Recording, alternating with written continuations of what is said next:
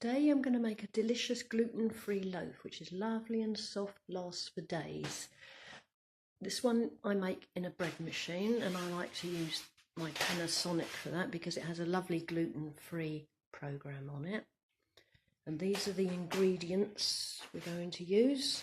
So I've got organic tapioca flour, olive oil, water, egg white, Dove's gluten-free bread flour, psyllium husks, yeast, salt, organic potato flour, xanthan gum, and soya flour.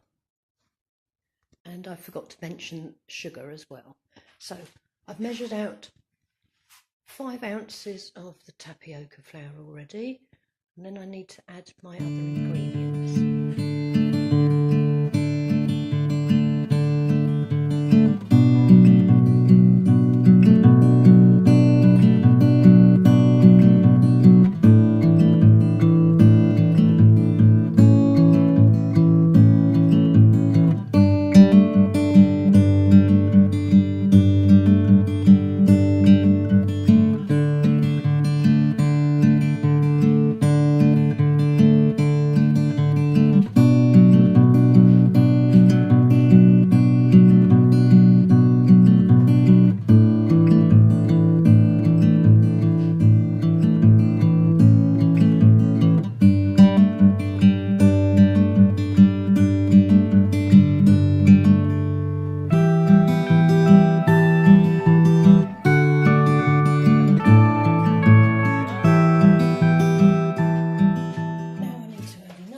Flour to bring it up to 12 ounces.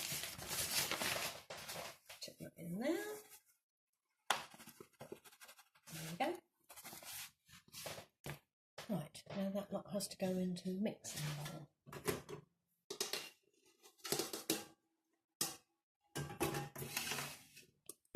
So, right, now I need to add my oil, which is 60 mils, and I'm actually going to add an egg to this. Adds a little extra something. Then I'll add half the water, and we need to go and put it in the mixer. Right, I'll turn the mixer on slowly to start with. Make sure the water's in there.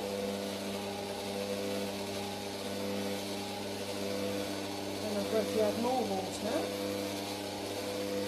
Turn it up.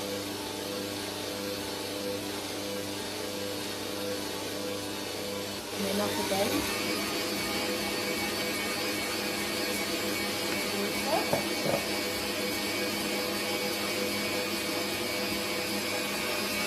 Nice sloppy consistency.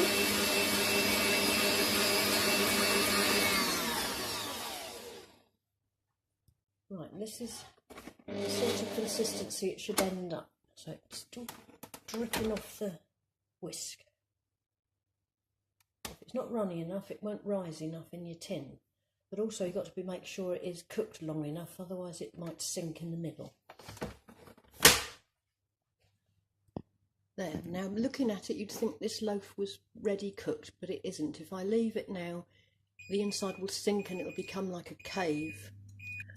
So we need to bake this for another 20 minutes in the oven. I like to use a halogen oven as I haven't got to preheat it.